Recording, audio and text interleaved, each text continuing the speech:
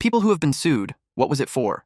My neighbor sued me for $50,000 claiming my garden gnomes were conducting psychological warfare against her family and causing severe emotional distress. I live in a quiet suburban neighborhood where the biggest drama is usually about trash pickup schedules. My next-door neighbor, Thompson, moved in 2 years ago and immediately started complaining about everything from my lawn height to my mailbox color. I'm a pretty peaceful guy, but Karen's constant nitpicking was wearing me down. She'd measure my grass with a ruler and leave passive-aggressive notes about HOA violations that didn't actually exist. Last spring, I decided to brighten up my front yard with some garden decorations. I bought 12 ceramic gnomes from a local craft fair, cute little guys with pointy hats and fishing poles. Karen immediately marched over and demanded I remove them because they were tacky and bringing down property values. When I politely declined, she threatened to call the HOA, the city, and anyone else who would listen. That's when I got a little creative with my gnome placement.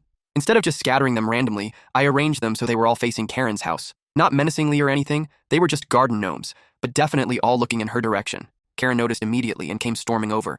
"Those gnomes are staring at my house. It's creepy and invasive." I explained that gnomes don't actually have eyes that move, but she wasn't buying it. The next week, she added 6 more gnomes to my collection, all facing her property. Karen started documenting everything. She took photos of the gnomes from different angles, measured the distance from her windows, and even hired a surveyor to determine their exact positioning. 2 months later, I was served with papers. Karen was suing me for creating a hostile living environment through deliberate intimidation tactics involving decorative figurines.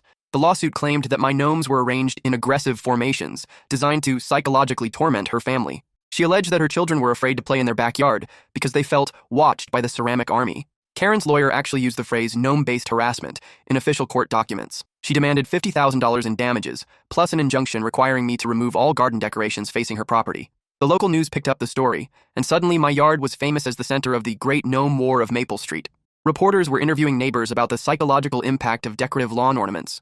The best part was when Karen hired an expert witness, an actual psychologist, to testify about the traumatic effects of prolonged exposure to anthropomorphized garden figures. During the court hearing, the judge asked to see photos of the alleged threatening gnomes. When Karen's lawyer presented pictures of 12 smiling ceramic gnomes holding tiny fishing poles, the entire courtroom burst into laughter. The judge examined each photo carefully, then asked, "Counselor, are you seriously arguing that garden gnomes constitute psychological warfare?" Karen's lawyer tried to maintain that the deliberate arrangement and orientation of the gnomes created an atmosphere of intimidation, but even he seemed to realize how ridiculous it sounded. The judge dismissed the case immediately, calling it the most frivolous lawsuit involving lawn ornaments he'd ever encountered. He also ordered Karen to pay my legal fees and court costs. After the hearing, Karen moved out within 6 months.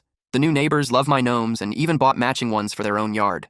I kept the court documents framed in my garage next to a photo of my psychologically warfare gnomes. The headline from the local paper reads, "Local woman loses gnome war, ordered to pay legal fees." Sometimes the best defense against unreasonable neighbors is just being exactly as ridiculous as they are.